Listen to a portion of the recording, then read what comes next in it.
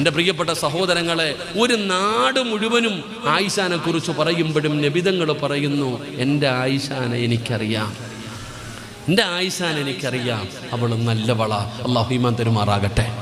ഉറക്കപ്പുറം അല്ലാഹു ഈമാൻ തരുമാറാകട്ടെ. എൻ്റെ സഹോദരിമാരെ, നിങ്ങൾ ചിന്തിക്കേണ്ടതൊരു കാര്യമുണ്ടോ?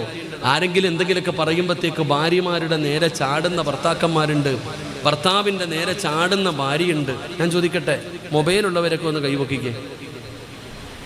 കള്ളം പറയണ്ട, മൊബൈലുള്ളവരൊക്കെ കൈവക്കടോ. ഇത് കൈവക്കാത്തവർക്കൊന്നും മൊബൈലില്ലേ? അള്ളാഹു കാത്തിരക്ഷിക്കുമാറാകട്ടെ. ഉണ്ട്, എല്ലാവരുടെ കയ്യിലും മൊബൈലുണ്ട്. എടോ, നമ്മുടെ കയ്യിലിരിക്കുന്ന മൊബൈലിൽ നമ്മൾ നോക്കിക്കേ, ഈ സൗത്ത് ഇന്ത്യൻ ബാങ്കും SBIയും ഫെഡറൽ ബാങ്കൊക്കെ ഉണ്ട്. ഈ ലക്ഷക്കണക്കിന് കോടിക്കണക്കിന് രൂപ ഇരിക്കുന്ന ആ ലോക്കറിന് പോലും ഇല്ലാത്ത ലോക്കാ നമ്മുടെ ഫോണിന്. നമ്മുടെ കയ്യിലിരിക്കുന്ന ഫോണ് ആ ലോക്കറിനെക്കാളും വലിയ ലോക്കായിട്ടിരിക്കുന്നത്. സുബ്ഹാനല്ലാഹ്. ഒന്ന് അരിച്ചു വയ്ക്കേ. ഞാൻ തന്നെ ഒരിക്കൽ വഴുത് കഴിഞ്ഞിട്ട് ഇറങ്ങിയപ്പോൾ ഒരു ഉപ്പ എന്നോട് പറഞ്ഞു, മോനെ ഉസ്താദെ ഒരു ഫോട്ടോ എടുക്കണമെന്ന്. നിന്ന് കൊടുത്തു. ആ ഉപ്പ എടുക്കണ ലോക്ക് കണ്ടപ്പോൾ പടച്ചവനെ കണ്ണു തള്ളിപ്പോയി. എന്ത് ലോക്കാ സഹോദര ഞാൻ നിങ്ങൾ ഇട്ട് വെച്ചിരിക്കണത്? എടാ, തുറക്കണമെങ്കിൽ ലോക്ക്, ചിലരുടെ മുഖം കാണിക്കണം, ഫിംഗർ പ്രിന്റ്. അല്ലാഹുവേ, പിന്നെ ഇങ്ങനെ അടിച്ചടിച്ച് വെച്ചിരിക്കുക. പിന്നെ ചിലർ വരാ, എന്തൊക്കെ ഡിസൈനുകൾ. മൊബൈൽ തുറക്കണമെങ്കിൽ തന്നെ, ഗാലറി കയറണമെങ്കിൽ, വാട്സപ്പിൽ കയറണമെങ്കിൽ എല്ലാത്തിനും ലോക്ക്. എന്തിനാ കാക്ക ഇത്ര ലോക്ക്? ധൈര്യമുണ്ടോ ലോക്കിടാതെ പെണ്ണുമ്പളുടെ കയ്യിൽ ഫോൺ കൊണ്ടു കൊടുക്കാൻ? അവൾ വീട്ടിൽ പൊക്കളയും. അല്ലാഹു കാത്തിരക്ഷിക്കുമാറാകട്ടെ. എടാ, ഭർത്താവിനോട് ഭാര്യ ചോദിക്കാൻ, നിങ്ങൾ എന്തിനാ എൻ്റെ ഫോൺ പരിശോധിക്കണേ? പെണ്ണ് ചോദിക്ക, എന്തിനാ എൻ്റെ ഫോൺ നിങ്ങളെടുത്ത് ഒളിച്ചും പാത്തു കൊടുക്കുന്ന എന്തിനാ? ഭർത്താവ് പറയാ, നിനക്ക് സംശയാടി, നിനക്ക് സംശയ, നീ ഒളിഞ്ഞു എൻ്റെ സുബ്ഹാനല്ലാഹ്.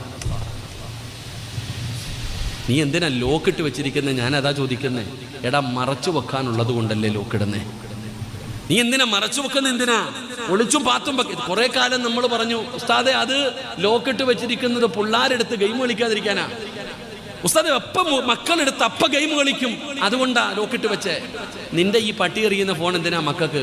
തലകണിൽ എത്ര ഉള്ള ടാബുമായിട്ട് അവന്മാര് നടക്കുന്നത്. ഈ ഫോൺ ആർക്ക് വേണം? എടാ, നമ്മുടെ ഫോൺ കാരണം മറച്ചു വെക്കാൻ പലതും അതിനകത്തുണ്ട്. ബാത്റൂമിൽ പോകുമ്പോൾ പോലും അതും കൊണ്ട് നടക്കണ ഭർത്താക്കന്മാരുണ്ട്. അല്ലാഹു കാക്കുമാറാകട്ടെ. ബാത്റൂമിൽ പോകുമ്പോൾ പോലും അരയെ വെച്ചുകൊണ്ട് പോകും. താഴെ ഭാര്യ എടുത്താലോ? ഇവിടെ പരസ്പരം ഇന്ന് അങ്ങനെയായി പോയി. നമ്മൾ ബന്ധവും സ്നേഹമൊന്നും ആർക്കും അറിയില്ല. കുടുംബജീവിതത്തിന്റെ വിലയോ മഹത്വമോ ഒന്നും അറിയില്ല. ആർക്കാ സ്നേഹം? എടാ, ഭാര്യ മരിച്ചു, 3 കഴിഞ്ഞു, 7 കഴിഞ്ഞു, 11 കഴിഞ്ഞു, 10-21 കഴിഞ്ഞു. അപ്പോൾ ഒരുത്തം വന്നിട്ട് ചോദിക്കുന്നു, അളിയാ, അള്ളാടെ തീരുമാനം, ഭാര്യയൊക്കെ മരിച്ചു, അതൊക്കെ പടച്ച റബ്ബിൻ്റെ തീരുമാനം, ഇങ്ങനെ നടന്നാൽ മതിയോ? വലിയ പ്രായമൊന്നും ആയില്ലല്ലോ, ഒരു കല്യാണമൊക്കെ കഴിക്കണ്ടേ, ഒരു നല്ല പെങ്കൊച്ചുണ്ട്, ആലോചിക്കട്ടെ. അപ്പോൾ ഭർത്താവ് പറയുക, 40 കഴിയട്ടെ അളിയ, ഇല്ലെങ്കിൽ നാട്ടുകാരെന്തെങ്കിലും വിചാരിക്കും. അല്ലാഹു കാക്കുമാറാകട്ടെ. എടാ, 40 ദിവസം ക്ഷമിക്കാനുള്ള മനസ്സ് പോലും ഭർത്താവിനില്ല. ഓൻ പറയുന്നത് നാട്ടുകാരെന്തെങ്കിലുമൊക്കെ പറയാം, അതുകൊണ്ട് റെഡിയാക്കി വെച്ചോ, ഉടനെ കെട്ടിയേക്കാം. ഇതാണ് സ്നേഹം. പിന്നെ പെണ്ണും പിള്ള, അത് നല്ലതാ. പണ്ടത്തെ പെണ്ണുങ്ങൾ 4 മാസവും 10 ദിവസം യുദ്ധയിരിക്കും. ആരാ ഇപ്പം യുദ്ധയിരിക്കണം? എടാ, ഏതെങ്കിലും പ്രായം ചെന്ന ഉമ്മമാരിരുന്നായിരുന്നു. അല്ലാഹു കാക്കുമാറാകട്ടെ. അല്ലെങ്കിൽ വീട്ടുകാരൊക്കെ നിർബന്ധിക്കുന്നത് കാരണം ഒരു 40 ദിവസം വരെ ഇരിക്കും. ആ 40 കഴിഞ്ഞാൽ പുറത്ത് കാണാം. അല്ലാഹു കാത്തിരക്ഷിക്കുമാറാകട്ടെ. ഇങ്ങനെ ആയിപ്പോയി ബന്ധങ്ങൾ, സ്നേഹബന്ധങ്ങൾ ഇത്രയേ ഉള്ളടോ. കഴിഞ്ഞൊപ്പം എടാ, പെണ്ണ് കെട്ടണ്ടെന്ന് ഞാൻ പറഞ്ഞില്ല കേട്ടാ. ഭാര്യ മരിച്ചു, ഭർത്താവ് കല്യാണം കഴിക്കണ്ടെന്ന് ഞാൻ പറഞ്ഞില്ല. കല്യാണം കഴിച്ചോ, മറക്കാതിരുന്നാൽ മതി. ഭാര്യ മറന്നു പോകരുത്. പെങ്ങളെ, നീ വിവാഹം കഴിച്ചോ, വേണ്ടാന്ന് പറയണില്ല. വിവാഹം കഴിച്ചോ, കുഴപ്പമൊന്നുമില്ല. പക്ഷേ നിന്റെ ഭർത്താവിനെ നീ മറന്നു പോകരുത്. ദുആ ചെയ്യണം മനുഷ്യന്. അല്ലാഹു നമുക്ക് ഈമാൻ നൽകുമാറാകട്ടെ. അതെങ്ങനെ അറിയാനാ? എങ്ങനെ അറിയാൻ? എടോ, കുടുംബജീവിതത്തിൻ്റെ വില എന്താന്ന് എനിക്കും അറിയത്തില്ല, നിങ്ങൾക്കും അറിയത്തില്ല. കണ്ടാ കീരിയും പാമ്പിനെ പോലെ. ഭാര്യ പറയുന്നു, ഉസ്താദെ അങ്ങാർക്കിപ്പോൾ എൻ്റെ അടുത്ത് സ്നേഹമൊന്നുമില്ല. അപ്പം അങ്ങനെയൊക്കെയാണ് വിളിക്കണേ. ഇന്ന് ഭാര്യയും വായ്പാടുകാരൊക്കെ ഉണ്ടല്ലോ. അപ്പോൾ അല്ലാഹു ആഫിയത്തുള്ള ദീർഘായുസ്സ് കൊടുക്കുമാറാകട്ടെ. അപ്പോൾ ഭാര്യ ഭർത്താക്കം, ഞാൻ എൻ്റെ ഒരു അനുഭവം, ഞാൻ ഒരു വീട്ടിൽ പോയി. ഞാനൊരു വീട്ടിൽ ചെന്നപ്പോൾ ഭാര്യ ഭർത്താവിനെ വിളിക്കുക, എടാ അതിങ്ങ് എടുക്കടാ. എന്താ വിളിക്കുക? നിങ്ങളൊക്കെ എന്താ വിളിക്കണേ? നിങ്ങളൊക്കെ എന്താ ഭാര്യ വിളിക്കുക? ചീത്ത വിളിക്കാതിരുന്നാൽ മതിയായിരുന്നു. അല്ലാഹു കാത്തിരക്ഷിക്കുമാറാകട്ടെ. ഒരു ഭർത്താവിനെ ഭാര്യ വിളിക്കുക, എടാ അതിങ്ങെടുക്കടാ. എവിടെ എത്തി? എടാ, വാടാ, പോടാ. പെണ്ണുങ്ങൾ പേരാ വിളിക്കണ ഭർത്താവിന്. ഭർത്താവിൻ്റെ പേര് വിളിക്കുന്ന പെണ്ണുങ്ങളുണ്ടോ? അബൂബക്കർ കാക്ക, പണ്ടുള്ളവര് എന്താ കുട്ടികളുടെ ഉപ്പ, ഏയ് നിങ്ങൾ ഇങ്ങനെയൊക്കെ വിളിക്കുക. ഇപ്പം പേരാ വിളിക്കണത്. എൻ്റെ സഹോദരിമാരെ, വാപ്പാൻ എന്താ വിളിക്കുന്നത്? പേരാ. ഓരോരുത്തർക്കും ഓരോ സ്ഥാനമുണ്ട്. വാപ്പയ്ക്കൊരു സ്ഥാനം, ഉമ്മയ്ക്കൊരു സ്ഥാനം, ഗുരുനാഥനൊരു സ്ഥാനം. എൻ്റെ പേര് സിറാജ്, എൻ്റെ മോൻ സിനാൻ എന്നെ സിറാജ് വാപ്പാന്നാണോ വിളിക്കേണ്ടത്, വാപ്പാന്നാണോ വിളിക്കേണ്ടത്? എന്താണോ വിളിക്കേണ്ടത്? വാപ്പാടെ പേര് ചേർത്താ വിളിക്കണ്ടേ?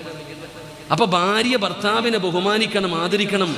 ഭാര്യ ഇക്കാന്ന് വിളിക്ക്, അല്ല പേരല്ലേ? അതെങ്ങനെ വിളിക്കാനാ? ഈ കുട്ടികൾ തന്നെ വിളിക്കുന്നത് ഗെയ്സ് ഗെയ്സ് ഗെയ്സ് ഏ ഗെയ്സ് എന്താ ഇന്നത്തെ ഗെയ്സ് എന്നാ വിളിക്കല്ല. ഞാൻ വഴുത് കഴിഞ്ഞ് പോകുമ്പോൾ തട്ടുകടയിൽ കയറി ഒരിക്കൽ എനിക്ക് തിന്നണം വേണം. ഈ ഭക്ഷണം കഴിക്കാനിരിക്കുമ്പോൾ ഒന്നീ ഫോട്ടോ എടുക്കും. തിന്നുന്ന ഫോട്ടോ എടുത്താൽ മനുഷ്യന് തിന്നാൻ പറ്റുമോ? അല്ലെങ്കിൽ തിന്നെന്ന് പറഞ്ഞ് എല്ലാം കൂടെ നിൽക്കും. അപ്പോൾ അതുകൊണ്ട് കഴിവതും എന്ത് ചെയ്യും, വഴുത് കഴിഞ്ഞ് പോകുമ്പോൾ തട്ടുകട കാണുമ്പോൾ ദോശയും ഓംപ്ലേറ്റും തിന്നാൻ കയറും. ഒരു കടയിൽ കയറിയപ്പോൾ ഒരു പയ്യൻ എന്നോട് വന്നിട്ട് ചോദിക്കുന്നു, ബ്രോ എന്ത് വേണമെന്ന്. അല്ലാഹു അഅലം. കാലഘട്ടം ഇനിയിപ്പോൾ എനിക്കറിയില്ല. ഇനി മുന്നോട്ട് പോകുമ്പോൾ എന്ത് വിളിക്കും ജൗഹരി? നിങ്ങളുണ്ടാകുന്നത് ഇനി ഈ കുട്ടികൾ എന്തായിരിക്കും വിളിക്കണമെന്ന് ആലോചിക്കാൻ പറ്റണില്ല. അത്രത്തോളം കാലഘട്ടം മാറിപ്പോയിരിക്കുന്നു. ബന്ധങ്ങളൊന്നും അറിയില്ലടോ. ഭാര്യയും ഭർത്താവും തമ്മിലുള്ള ബന്ധം പോലും അറിയില്ല. നിങ്ങൾക്കറിയോ, ഇന്ന് വഴുത് കഴിഞ്ഞു, ഈ പ്രസംഗം കഴിഞ്ഞ് നിങ്ങൾ പോവാ വീട്ടിലേക്ക്. നിങ്ങൾ പോകുന്ന സമയത്ത് നിങ്ങൾ രണ്ടുപേരും ഇങ്ങോട്ട് വന്നു, ഭാര്യയും ഭർത്താവും കൂടെ വന്നത് ഇന്ത്യയും പാകിസ്ഥാനും വരുന്ന പോലെ. ഒരുമിച്ചൊന്നും നടക്കൂല ഇന്ന് ഭാര്യയും ഭർത്താവും ഒന്നും. അങ്ങനെ നടക്കുന്നവർ വളരെ കുറവാണ്. വഴുത് കഴിഞ്ഞ് തിരിച്ചു പോവാ. അങ്ങനെ ഇങ്ങനെ എല്ലാവരും കഴിഞ്ഞു പോയി. ഭാര്യയും ഭർത്താവും കൂടെ ഇങ്ങനെ വീടിൻ്റെ ഇടപെടിയിൽ കയറി. ആരും കൂടെയില്ല. ഭാര്യയും ഭർത്താവും കൂടെ ആ ഇടവഴിയിലൂടെ വീടിൻ്റെ മുമ്പിലേക്ക് പോകുമ്പോൾ ഒരു ഭർത്താവ് സ്നേഹത്തോടെ തൻ്റെ ഭാര്യയുടെ കയ്യിലൊന്ന് പിടിച്ചാൽ നാട്ടുകാർ പിടിക്കും. നമ്മൾ കണ്ടിട്ടില്ല, റോഡിൽ ഇങ്ങനെ നിൽക്കുമ്പോൾ പടച്ചവനെ ഭർത്താവ് താഴെ ഇരിക്കും, ഭാര്യ തലയിലിരിക്കും കെട്ടിപ്പിടിച്ചിട്ട്. അതൊക്കെ അഭിനയമടോ. നാട്ടുകാരുടെ മുമ്പിലൂടെ ലവ് ബേഴ്സുകളെ പോകുന്ന അത് വേറെ, അത് നാട്ടുകാർ കാണാൻ. എന്നാൽ അള്ളാഹുവിൻ്റെ തൃപ്തി കരുതിയിട്ട് നിങ്ങൾ ആരെങ്കിലും നിങ്ങളുടെ ഭർത്താവിൻ്റെ കയ്യിൽ, നിങ്ങളുടെ ഭാര്യയുടെ കയ്യിൽ നിങ്ങൾ ഇങ്ങനെ ഒന്ന് ചേർത്ത് പിടിച്ചാൽ നിങ്ങൾ രണ്ടുപേരും ചെയ്ത പാപം അള്ളാഹു പുറത്തു തരുമെന്ന് ആദരവായ പ്രവാചകൻ നബി മുഹമ്മദ് മുസ്തഫ. അത്രയ്ക്കും പുണ്യമാണോ? ഒരു ഭാര്യയുടെ കൈ പിടിച്ചാൽ മതി. ഹജറുൽ അസ്വദ് മുത്തിയ പാവം പൊറുക്കുന്നത് പോലെ ഒരു ഭാര്യയുടെ കയ്യിലൊന്ന് സ്നേഹത്തോടെ പിടിച്ചാൽ മതി, പാവം പൊറുക്കും. അത്രയും പുണ്യം. ഒരു ഭർത്താവ് ഭാര്യയുടെ മുഖത്ത് നോക്കി ചിരിക്കാറുണ്ടോ? നിങ്ങൾ സംസാരിക്കാറുണ്ടോ? നിങ്ങൾ ഞാൻ കുറ്റപ്പെടുത്തല്ല. പെണ്ണുങ്ങളുടെ ഏറ്റവും വലിയ പരാതി, എൻ്റെ ഭർത്താവ് എന്നോട് സംസാരിക്കണില്ല. കടിച്ചു കീറുന്ന അല്ലെങ്കിൽ റോഡിൽ കൂടെ പോകുമ്പോൾ അയൽവാസി ആമിന പോന്നു, ആമിന സുഖമാണോടി, മക്കളൊക്കെ ഒന്നൂ മച്ചാക്കി എങ്ങനെയുണ്ട്? എന്തൊരു ചോദ്യമാണെന്നറിയോ? എന്നാൽ സ്വന്തം ഭാര്യയെ കാണുമ്പോൾ കടന്തൽ കുത്തിയതുപോലെ. അല്ലാഹു കാക്കുമാറാകട്ടെ. ഒന്ന് ചിരിക്കണം മനുഷ്യ, നിന്റെ ഭാര്യയല്ലേ. വിവാഹം ഒരു ഭർത്താവ് ഭാര്യയുമായിട്ട് ബന്ധപ്പെടുന്നതിന് പോലും കൂലിയുണ്ടോ? എന്തു ചെയ്താലും പ്രതിഫലം. അതാണ് കുടുംബ ജീവിതത്തിൻ്റെ മഹത്വം. പക്ഷെ നമുക്കറിയില്ല, നമ്മളതിൻ്റെ വിലയും. നമുക്ക് സീരിയലും സിനിമയും ഇങ്ങനെ വനിതയും മംഗളമൊക്കെ വായിച്ചുള്ള സ്നേഹമല്ലേ അറിയത്തുള്ളൂ. അള്ളാഹു നമ്മളെ കാത്തിരക്ഷിക്കുമാറാകട്ടെ. ഞാൻ പറയുന്നത്, എൻ്റെ പ്രിയപ്പെട്ട സഹോദരങ്ങളെ, സ്നേഹിക്കണം, പ്രേമിക്കണം, പ്രണയിക്കണം. അള്ളാഹു ഭാഗ്യം തരുമാറാകട്ടെ. എന്താ ഉസ്താദ് പ്രേമിക്കണം പ്രണയിക്കുന്നൊക്കെ പറഞ്ഞ്?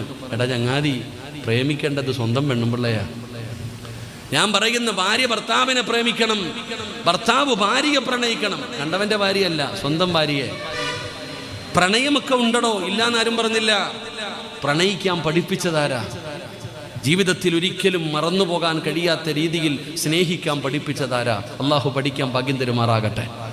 ഉറക്കപ്പുറം അള്ളാഹു ഭാഗ്യം തരുമാറാകട്ടെ. ആച്ചി നോക്കുന്നു, മുക്കാലായതല്ലേ ഉള്ളൂ.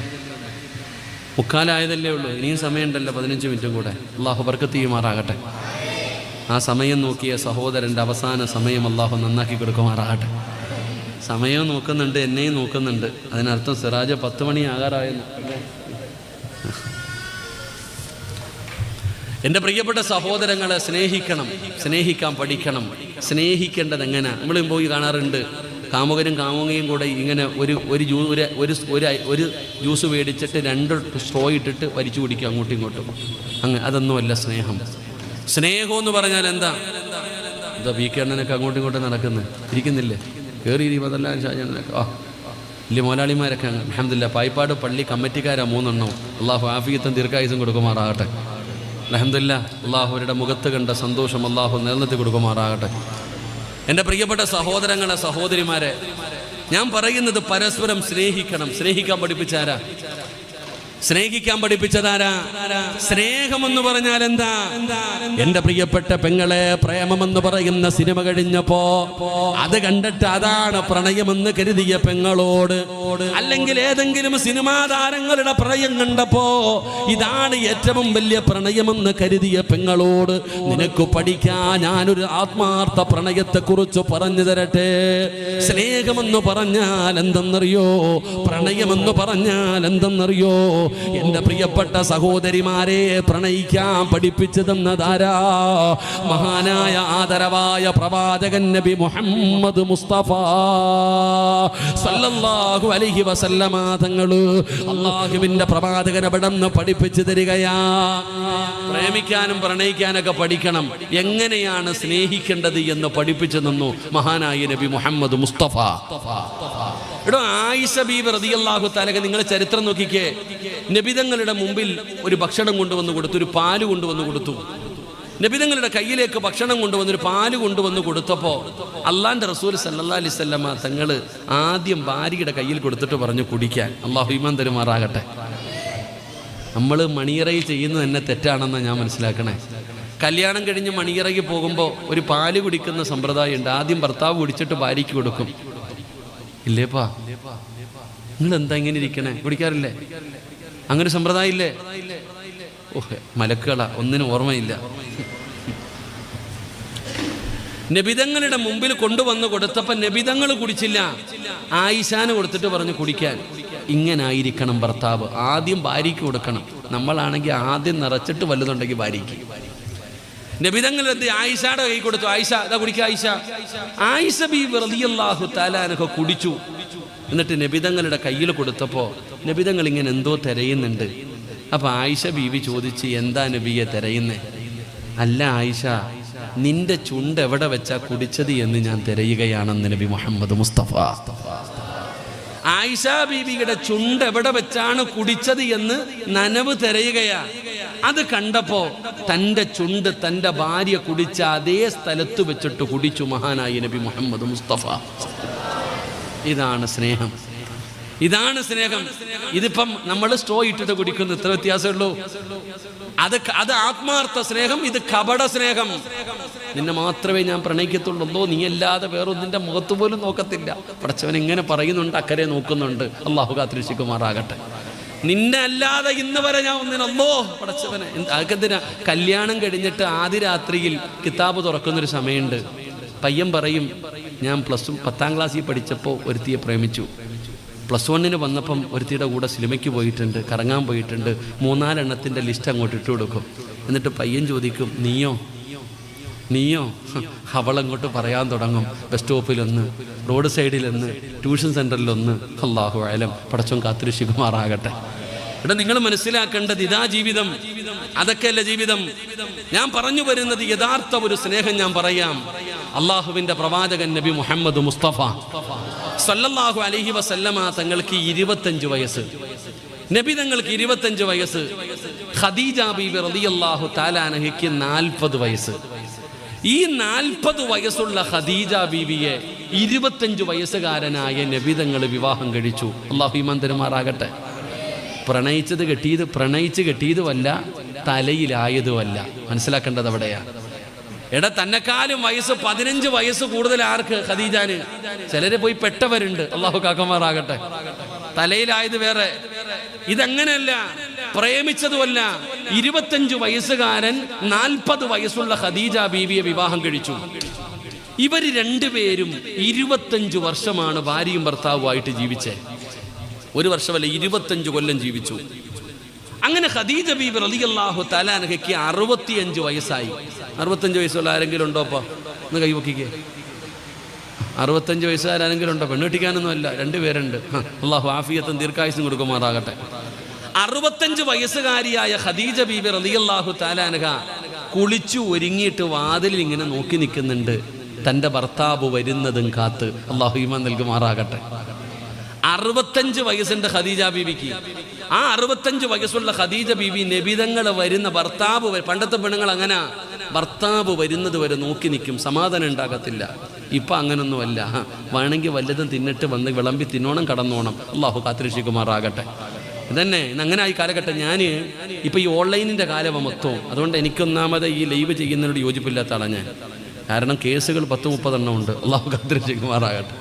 വഴുതു പറഞ്ഞതിൻ്റെ പേര് 10-30 കേസുണ്ട് ഇപ്പം. പഠിച്ചവനെ, പെണ്ണുങ്ങളെ തല്ലാൻ പറ്റുന്ന 5 സമയമുണ്ടെന്ന് പ്രസംഗിച്ചതിന് എനിക്ക് 29 കേസുണ്ട്. അള്ളാഹു കാത്തിരക്ഷിക്കുമാറാകട്ടെ. നിങ്ങളാരെങ്കിലും വനിതാ കമ്മീഷനിൽ പോയിട്ടുണ്ടോ? മഹ്ശറയൊക്കെ ഉണ്ട്. അള്ളാഹു നമുക്ക് ഈമാൻ തരുമാറാകട്ടെ. എൻ്റെ പൊന്നാര സഹോദരങ്ങളെ, നിങ്ങൾ ചിന്തിക്കേണ്ടത് എവിടെയാണോ? ആ പണ്ടത്തെ പെണ്ണുങ്ങൾ നോക്കി നിൽക്കും, ഇപ്പോഴത്തെ പെണ്ണുങ്ങളൊന്നും ഇല്ല. അപ്പം ഞാൻ ഈ രാമനാട്ടുകര കോഴിക്കോട് പോകുമ്പോൾ, ഇല്ല ജോലി രാമനാട്ടുകര വഴുതിന് പോയപ്പോൾ ഒരു ഉപ്പ എൻ്റെ അടുത്ത് ചോദിച്ചു, നിങ്ങളാ പ്രസംഗിക്കണ ഉസ്താദല്ലേ? ഞാൻ പറഞ്ഞു, അതേപ്പാ. എൻ്റെ പൊന്നാര ഉസ്താദെ, നിങ്ങളൊരു ഉപകാരം ചെയ്യണം. ആ വാപ്പ എന്നോട് വസീയത്ത് ചെയ്ത ഒരു കാര്യമാണ്. ഈ മനുഷ്യൻ 4 മണിക്ക് എഴുന്നേറ്റിട്ട് പള്ളിയിൽ പോകും സുബഹി നിസ്കരിക്കാൻ. നടന്നാ പോകുന്നത്, കാരണം പ്രതിഫലം കൂടുതലാണല്ലോ നടക്കുന്നതിന്. ഈ പിതാവ് പള്ളിയിൽ പോയി സുബഹിയൊക്കെ നിസ്കരിച്ചിട്ട് അവിടെ തന്നെ ഇരിക്കും ഉദയം വരെ. ദിക്റും ദുആ എല്ലാം ചെയ്തിട്ട് പാപം വീണ്ടും വീട്ടിലേക്ക് നടന്ന് വീട്ടിൽ വന്ന് കയറിയ ഉടനെ ഭാര്യയോട് ചോദിച്ചു, ഡീ ഇത്തിരി ചായ ഇട്ടതാ, ഞാൻ വഴുത് കേട്ടുകൊണ്ടിരിക്കുക, കുറച്ച് കഴിയട്ടെ എന്ന്. അള്ളാഹു കാക്കുമാറാകട്ടെ. ഭാര്യ പറഞ്ഞ മറുപടിയാ, ഞാൻ വഴുത് കേട്ടുകൊണ്ടിരിക്കുക, കുറച്ച് കഴിയട്ടെ എന്ന്. ഇതെന്ത് വഴുതാപ്പാ? എൻ്റെ താത്തമാര് കേൾക്കണേ, ഇതെന്ത് വഴുതാ? പടച്ചവനെ, വഴുത് കേട്ടിട്ട് അവസ്ഥ എന്നറിയോ? പണ്ടൊരു ചരട് ഓതണമെങ്കിൽ എവിടെ പോകണം? ഉസ്താദിൻ്റെ അടുക്ക പോകണം. ഉസ്താദ് ഇത്തിരി വെള്ളം ഓതിത്ത ഉസ്താദില്ലേ. എൻ്റെ ഒരു അനുഭവം പറയാം. ഞാനൊരു വീട്ടിൽ ചെന്നപ്പോൾ അയൽവാസി ഓടി വന്നിട്ട് പറയുന്നു, താത്ത ആട് ഭക്ഷണം കഴിക്കുന്നില്ല, ആ ഓതിയ വെള്ളം ഇങ്ങി തരാൻ. ആട് ഭക്ഷണം കഴിക്കുന്നില്ല, ആ ഓതിയ വെള്ളം തരാൻ. ഒരു പാത്രത്തിൽ വെള്ളം കൊണ്ടുവന്ന് കൊടുത്തു. ഇവർ കൊണ്ടുപോയി. കുറച്ച് കഴിഞ്ഞപ്പോൾ ഞാൻ ചോദിച്ചു, ഇതെന്താണ്? അത് മജ്‌ലിസി വഴുത് കേട്ടുകൊണ്ടിരുന്നപ്പോൾ കേട്ട് ഓതി വെച്ച വെള്ളവാ. അള്ളാഹു കാത്തിരക്ഷിക്കുമാറാകട്ടെ. അങ്ങനെ ഓണാക്കി വെച്ചു, ദിക്റും ദുആയും പറയുന്നുണ്ട്, ഊതി വെച്ചിരിക്കുക. ഉസ്താദിൻ്റെ പണി പോയി. അള്ളാഹു അഅലം. ഞാൻ കളിയാക്കിയതോ പരിഹസിച്ചതോ അല്ല, ഇന്ന് പ്രഹസനമായി മാറിയില്ല. അള്ളാഹു നമ്മളെ ഉമ്മത്തിനെ കാത്തിരക്ഷിക്കുമാറാകട്ടെ. ഞാൻ പറയുന്നത് എൻ്റെ വഴുതാണെങ്കിലും കേൾക്കരുത്. നോക്കിക്കേ, ഈ താത്താമാർ ഇപ്പം അക്കരയിൽ ഇരിക്കുന്നുണ്ട്, ഫർദ ധരിച്ച് ഹിജാബ് ധരിച്ച് തലമുടി മറച്ച് അള്ളാനെ ഭയന്ന് മനസ്സമാധാനത്തോടെ ഇരുന്ന് വഴുത് കേൾക്കുന്നു. എന്നാലോ വീട്ടിൽ ചെന്ന അടുക്കളയിൽ ഉസ്താദ് വഴുത് പറയും, തലയിലും തുണിയില്ല, മീനും വെട്ടി നടക്കും. അള്ളാഹു കാക്കുമാറാകട്ടെ. എടാ, മൊബൈലിൽ അങ്ങോട്ട് വഴുത് ഓണാക്കി വെച്ചിട്ടുണ്ട്, നിങ്ങൾ ഇങ്ങനെ നടക്കും. പച്ചക്കറി അരിയുന്നുണ്ട്, ദോശ ഇടുന്നുണ്ട്, കടലക്കറി വെക്കുന്നുണ്ട്, വഴുത് നടക്കുന്നുണ്ട്. അത് വഴുത് കേൾക്കലല്ല, അതതിനെ പരിഹസിക്കല. അള്ളാഹു കാത്തിരക്ഷിക്കുമാറാകട്ടെ. എവിടെങ്കിലും സമാധാനത്തോടെ ഇരുന്ന് കേൾക്കണം, അതാണ് വഴുത്. അള്ളാഹു നമ്മുടെ വഴുത് അങ്ങനെ ആക്കി തരുമാറാകട്ടെ. എൻ്റെ വഴുതാണെങ്കിലും കേൾക്കരുതെന്നാണ് ഞാൻ പറഞ്ഞതിനർത്ഥം. സാധാരണ നിങ്ങളൊക്കെ തന്നെയല്ലേ ഇതെല്ലാം പറയുന്നത്. ഞാൻ വഴുത് പറയുന്നത് നിങ്ങളാരെയും നന്നാക്കാനല്ല. അതിനിപ്പോൾ പത്തനാപുരത്ത് നിന്ന് ഇവിടെ വരെ വരേണ്ട കാര്യമുണ്ടോ? തിരുവനന്തപുരത്ത് കിടക്കണ ഞാൻ 80 കിലോമീറ്റർ ഓടി ഇവിടെ വരേണ്ട കാര്യമുണ്ടോ? എന്നെക്കാലം ഹത്തീവ് പറഞ്ഞാൽ പോലെ, അല്ലെങ്കിൽ തങ്ങന്മാർ ഇത്ര ഉസ്താന്മാർ ഇവിടെ ഇരിക്കുന്നു. ഞാൻ വഴുത് പറയുന്നത് എനിക്ക് നന്നാകാൻ വേണ്ടിയാ. അള്ളാഹു എന്നെ ഒന്ന് നന്നാക്കി തരുമാറാകട്ടെ. സ്നേഹമില്ലാത്ത മനുഷ്യന്മാർ 40 പേരിൽ കൂടുതലുണ്ടോ? ഒരാളുടെ ആമി മതി ഞാൻ രക്ഷപ്പെടാൻ. ഒരാമീൻ പറഞ്ഞ് അള്ളാഹു എന്നെ നന്നാക്കി തരുമാറാകട്ടെ. അള്ളാഹു എൻ്റെ മനസ്സ് വെളുപ്പിച്ച് തരുമാറാകട്ടെ. നിങ്ങൾക്ക് ആർക്കെങ്കിലും കൂടെ കൂടണമെന്ന് തോന്നിയാൽ കൂടെ കൂടിക്കും, അത്രയേ ഉള്ളൂ. ഞാൻ അത്രയും മുന്നോട്ട് വെക്കുന്നുള്ളൂ. അങ്ങനെയൊക്കെ ആണെങ്കിൽ അപ്പം ഞാൻ പറഞ്ഞു വന്നത്, 65 വയസ്സുകാരി നബിതങ്ങളെ കാത്ത് വാതിലി നിൽക്കുക. അള്ളാന്റെ റസൂൽ സല്ലല്ലാഹു അലൈഹി വസല്ലമ തങ്ങൾ കടന്നു വന്നു. ചിരിക്കുന്ന മുഖത്തോടെ സ്വീകരിച്ചു ഖദീജ. ഉമ്മമാര് കേൾക്കണം, 1400 കൊല്ലം മുമ്പുള്ളൊരു കഥ പറഞ്ഞു തരാം ഞാൻ. നീ ഇന്നും ചെയ്യുന്നത് എന്താണെന്ന് ചിന്തിക്ക്. അങ്ങനെ നബിതങ്ങൾ വീടിനകത്ത് കയറി വന്നു. ഖദീജ ബീവി ചിരിക്കുന്ന മുഖത്തോടെ തൻ്റെ ഭർത്താവിനെ സന്തോഷത്തോടെ സ്വീകരിച്ചു.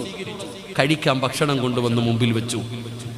കൂടെ പോയിരുന്നു ആയി ഖദീജ ബീവി. അള്ളാന്റെ റസൂലിന്റെ ചാരത്ത് പോയിരുന്നു. നബിതങ്ങളുടെ ഭക്ഷണം കഴിക്കുമ്പോൾ ഖദീജ ബീവി റളിയല്ലാഹു തആല നബിതങ്ങളുടെ മുഖത്ത് നോക്കിയിരിക്കുന്നുണ്ട്. ചോദിച്ചു, നബിയെ, എനിക്കൂടെ ഇത്തിരി ഭക്ഷണം വാരിത്തരുവോ? ആ 65 വയസ്സുള്ള ഭാര്യ ചോദിക്ക, എനിക്കൂടെ വാരിത്തരുവോ? വാരിത്ത ഖദീജ, വാരിത്ത. എടോ, പുറക്കാടുള്ള വീടുകളിൽ ഏറ്റവും നല്ല വീട് ഏതെന്നറിയോ? നിങ്ങളുടെ നാട്ടിൽ ഈ ആകാശത്തിന്റെ കീഴിലുള്ള വീടുകളിൽ ഏറ്റവും നല്ല വീട് ഏതെന്നറിയോ? ഭാര്യയും ഭർത്താവും ഒരു പാത്രത്തിൽ നിന്ന് ഭക്ഷണം കഴിക്കുന്ന വീട്. അല്ലാഹു ഈമാൻ തരുമാറാകട്ടെ, അല്ലാഹു ഈമാൻ തരുമാറാകട്ടെ. ഭാര്യയും ഭർത്താവും കൂടെ ഒരു പാത്രത്തിൽ കഴിക്കണം. അത് വല്ലാത്തൊരു സ്നേഹമാണോ? ഇവിടെ ഇന്നതൊക്കെ ഉണ്ടോപ്പാ? ഭാര്യ ഭർത്താവ് തിന്നതിൻ്റെ ബാക്കി വേസ്റ്റ് അല്ല, എങ്ങനെ തിന്നാനാ? പണ്ടങ്ങനല്ല. എൻ്റെ വീട്ടിലൊക്കെ ഒരു പാത്രമുണ്ട്. എൻ്റെ വീട്ടിൽ നിർബന്ധമാണ്, ഒരു പാത്രമുണ്ട്. ഞാനും എൻ്റെ ഭാര്യ എൻ്റെ മക്കളും ആ ഒറ്റ പാത്രത്തിലേ കഴിക്കൂ. കാരണം അതൊരു ശീലമാണോ? ഇവിടെ നമ്മൾ ചിന്തിക്ക്, ഈ ഒരു പാത്രത്തിൽ നിന്ന് ഭക്ഷണം കഴിച്ചാലുള്ള പ്രത്യേകത എന്താ? മനസ്സുകൾ തമ്മിൽ അടുക്കൂടോ? പണ്ട് കൂടപ്പറപ്പെന്ന് പറഞ്ഞ ജീവനാ, പണ്ട് കൂടപ്പറപ്പെന്ന് പറഞ്ഞ ജീവനാ. പടച്ചോനെ, അവൻ എൻ്റെ അനിയനടാ, കയറി തല്ലാൻ പോകും, അത്രയ്ക്കും ബന്ധവാ. ഇന്ന് പറയും മരിച്ചാൽ പോലും എൻ്റെ വീട്ടിൽ കയറരുതെന്ന്. ആരാ പറയണേ? സ്വന്തം അനിയൻ. ഞാൻ മരിച്ചാൽ പോലും കയറല്ലേ, അവനെ മയ്യത്ത് കാണിക്കരുത്. കൂടോത്രം ചെയ്യുന്ന ആരാ? സ്വന്തം കൂടപ്പറപ്പ്. അള്ളാഹു കാക്കുമാറാകട്ടെ, ആമീൻ പറ. എടാ, കൂടപ്പറപ്പാ ചെയ്യുന്നേ. കാരണം എന്തേ? അകന്നുപോയി മനസ്സുകൾ തമ്മിൽ. ഒരു പാത്രത്തിൽ നിന്ന് ഭക്ഷണം കഴിച്ചാൽ മനസ്സുകൾ, ഭാര്യയ്ക്കൊരിക്കലും ഭർത്താവിനെ വഞ്ചിക്കാൻ പറ്റൂലടോ. എത്ര വലിയ കോടീശ്വരം വന്നാലും, എത്ര വലിയ സൗന്ദര്യമുള്ളവൻ വന്നാലും ഇക്കാനെ വഞ്ചിക്കാൻ ഭാര്യയ്ക്ക് കഴിയില്ല, ഭാര്യയെ വഞ്ചിക്കാൻ ഭർത്താവിന് കഴിയില്ല. കാരണം അവരുടെ മനസ്സുകൾ അത്രയും അടുപ്പമാണ്. അള്ളാഹു നമ്മൾ അങ്ങനെ ആക്കി തരുമാറാകട്ടെ. ഖദീജ ബീബി നബിതങ്ങൾക്ക് വാരിക്കൊടുത്തു. നബിതങ്ങൾ ഖദീജ ബീബിക്ക് വാരിക്കൊടുത്തു. 65-ാമത്തെ വയസ്സിൽ ഭക്ഷണം കഴിച്ചു. അള്ളാന്റെ റസൂൽ സല്ലല്ലാഹു അലൈഹി വസല്ലം തങ്ങൾ ഇരിക്കുമ്പോൾ ഖദീജ ബീബി റളിയല്ലാഹു തആല അൻഹ ചോദിച്ചു, ഞാൻ ആ മടിയിൽ നിന്ന് തലവെച്ചിട്ട് കിടക്കട്ടെ? കടക്ക് ഖദീജ. നബിതങ്ങൾ പറയാ, കടക്കാൻ. ഈ വയല് കേൾക്കാൻ വന്നിരിക്കുന്ന ഉപ്പയോട് ചോദിക്കട്ടെ, ഈ 50, 55, 60 വയസ്സുള്ള വാപ്പ ഇപ്പൊ ഇവിടെ കിടക്കണേ? വാപ്പ വേറെ റൂമില്, ഉമ്മ വേറെ റൂമില്, ഭാര്യ വേറെ റൂമില്, ഭർത്താവ് വേറെ റൂമില്. കാരണം എന്തേ? ഈ വയസ്സാം കാലത്ത് കിടന്നിട്ട് എന്ത് കിട്ടാൻ? അല്ലാഹു ഈമാൻ തരുമാറാകട്ടെ. ആമിനാത്ത ഉമ്മമാര് ചിന്തിക്കണം. ഭർത്താക്കന്മാരെ കുറ്റം പറയണ്ട. ചില ഭർത്താക്കന്മാര് വിളിക്കുക, ആമിന വാടി കിടന്നുറങ്ങാ. പിള്ളേരുണ്ടോ? പിള്ളേര്, മക്കള്. എൻ്റെ പൊന്നാര താത്ത, മക്കളുടെ ഭർത്താവിൻ്റെ കൂടെ പോയി കിടക്കും, അല്ലെങ്കിൽ ഭാര്യയുടെ, നീ നിന്റെ ഭർത്താവിൻ്റെ കൂടെ കിടാം. മരിക്കുന്ന കാലം വരെ ഒരു റൂമിനകത്ത് കിടക്കണം, ഒരു ബെഡിൽ കിടക്കണം. അങ്ങനെ സ്നേഹിക്കണം. അതാ സ്നേഹം, അതാണോ സ്നേഹം. അല്ലാതെ 22-ാമത്തെ വയസ്സിൽ ആലപ്പുഴ കടപ്പുറത്തുകൂടെ കൈപിടിച്ച് കിടന്ന കഥ പറഞ്ഞിട്ട് കാര്യമില്ല. വയസ്സാം കാലത്താടോ താങ്ങും തണലുമാകേണ്ടത്. കൂടെ നിൽക്കേണ്ടത് എപ്പോഴാ? മരിക്കുന്ന ദിവസവും ഭർത്താവിന്റെ റൂമിൽ കിടക്കണം, ഭാര്യയുടെ കൂടെ കിടക്കണം. ആര് പറഞ്ഞാലും മാറരുത്. അതാണോ സ്നേഹബന്ധം. നബിതങ്ങൾ, ഖദീജ ബീബി നബിതങ്ങളുടെ മടിയിൽ തലവെച്ച് കിടക്കുന്നു. കടക്ക് ഖദീജ. ഖദീജ ബീബി റളിയല്ലാഹു തആല അൻഹ നബിതങ്ങളുടെ മുഖത്ത് നോക്കുന്നുണ്ട്, ചിരിക്കുന്നുണ്ട്. എന്തേ ഖദീജ നീ എന്നെ ഇങ്ങനെ നോക്കണേ? എന്തേ ഖദീജ ചിരിക്കണേ? എന്തൊരു ഗ്ലാമറാ നബിയെ നിങ്ങൾക്ക്. അല്ലാഹു ഈമാൻ തരുമാറാകട്ടെ. 65 വയസ്സുള്ള ഖദീജ ബീവി നബിതങ്ങളോട് ചോദിക്കുക, നിങ്ങൾക്ക് എന്നാ ഗ്ലാമറാണ്? നമ്മുടെ കെട്ടിയോള് പറയും, ഈ നരച്ച മുടി കൊണ്ടൊന്ന് വടിച്ചു കളയാൻ. നമ്മുടെ ഭാര്യ പറയണ മറുപടിയാ, എന്തൊരു മുടിയൊക്കെ നരച്ചിട്ട് ഇതൊക്കെ ഒന്ന് വടിച്ചു കള മനുഷ്യ, എന്താ ഇതില്ലേ? എന്നാൽ സ്നേഹമുള്ള ഭാര്യ പറയണം, നിങ്ങളുടെ അലങ്കാരം ആ താടിയാക്കാം, ആ നരച്ച മുടിയുണ്ടല്ലോ, ഇത്തിരി മൈലാഞ്ചി കിട്ടങ്ങോട്ട് പിടിപ്പിക്കണം. നിങ്ങൾ പ്രായമാകും തോറും നിങ്ങൾക്ക് ഗ്ലാമർ കൂടുന്നു എന്നാ ഭാര്യ പറയണ്ടേ. എടാ, ഇതാണ് സ്നേഹം. അങ്ങനെ നബിതങ്ങളും ഖദീജ ബീവിയും പരസ്പരം ഇങ്ങനെ സംസാരിച്ചു കൊണ്ടിരിക്കുമ്പോൾ ഖദീജ ബീവി റളിയല്ലാഹു തആല അൻഹ നബിതങ്ങളുടെ കയ്യിലൊന്ന് മുറുകെ പിടിച്ചു. അല്ലാഹു ഈമാൻ തരുമാറാകട്ടെ, അല്ലാഹു ഈമാൻ തരുമാറാകട്ടെ. ബോറടിക്കണുണ്ടാ? ബോറടിക്കണുണ്ടാ? ഞാൻ കുടുംബജീവിതം പ്രസംഗിക്കാറില്ല. കാരണം പ്രസംഗിച്ചു കഴിഞ്ഞാൽ പിന്നെ കയ്യിൽ നിന്ന് അങ്ങ് പോകും. അതുകൊണ്ട് ഞാൻ പറയാറില്ല. പിന്നെ തങ്ങന്മാരിയ്ക്കുന്നു, ഉസ്താദന്മാരിയ്ക്കുന്നുവെന്നും എല്ലാവരും പൊരുത്തപ്പെട്ടേക്കണ തങ്ങളൊക്കെ. ഞാനൊരു മുത്താലിമ, ഇത്തിരി വയസ്സുണ്ടെങ്കിലും പക്വത ഇത്തിരി കുറവാണ്. അള്ളാഹു പുറത്ത് തരുമാറാകട്ടെ. എന്നാൽ പറയാൻ തുടങ്ങി ഞാൻ കയ്യിൽ നിന്ന് വിട്ടു. ഞാൻ അതുകൊണ്ട് ഈ വിഷയം പറയാറില്ല.